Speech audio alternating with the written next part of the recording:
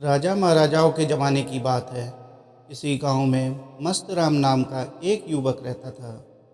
वह था तो बहुत गरीब और उसे मुश्किल से ही भरपेट भोजन मिल पाता था।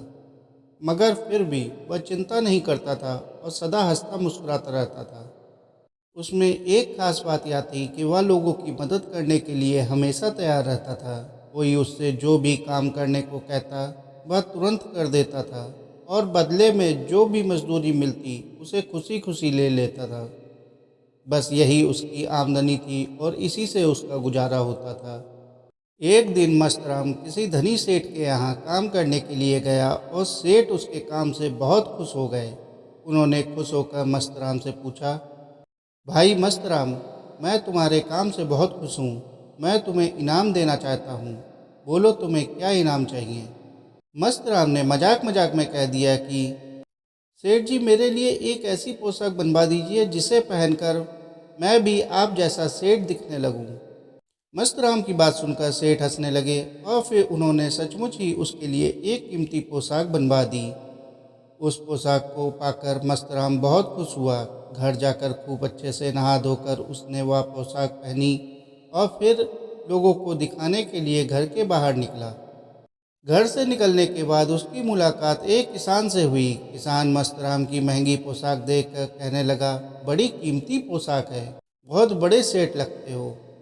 किसान की बात सुनकर मस्तराम पर मस्ती छा गई और फिर सेठों जैसा रौब दिखाते हुए बोला, सेठ क्या चीज़ है मेरे सामने।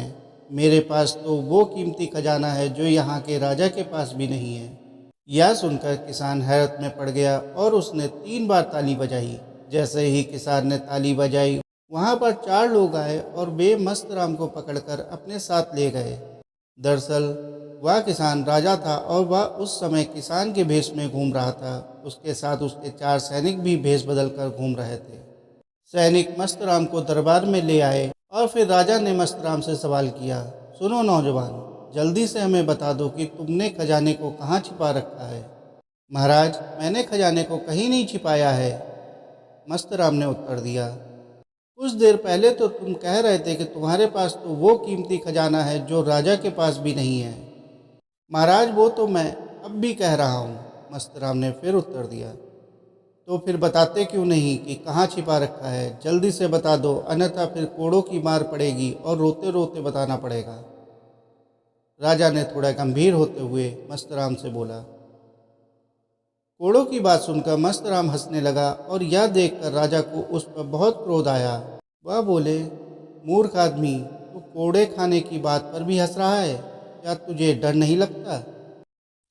इस बार मस्तराम हाथ जोड़कर खड़ा हो गया और बोला, क्षमा करें महाराज, सच में मेरे पास आपके और दुनिया के सब खजानों से कीमती खजाना है, मगर वह धन नहीं है बल्कि मन का खजाना है। मेरे पास ऐसा मन है जिसमें मैंने मस्ती और उत्साह के 2 पात्रों में संतोष और प्रसन्नता को जमा कर रखा है।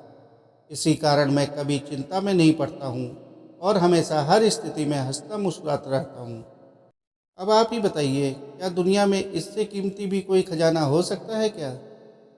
मस्तराम के इस खजाने के बारे में जानकर राजा को बड़ी खुशी हुई और बोले, मस्तराम, सच में ही तुम्हारा खजाना सब खजानों से कीमती खजाना है और तुम दुनिया के सबसे अमीर आदमी हो। दोस्तों, आपको यह कहानी कैसी लगी कमेंट करके बताएं और इसी प्रकार की कहानियों के लिए चैनल को लाइक करें, सब्सक्राइब करें। धन्यवाद।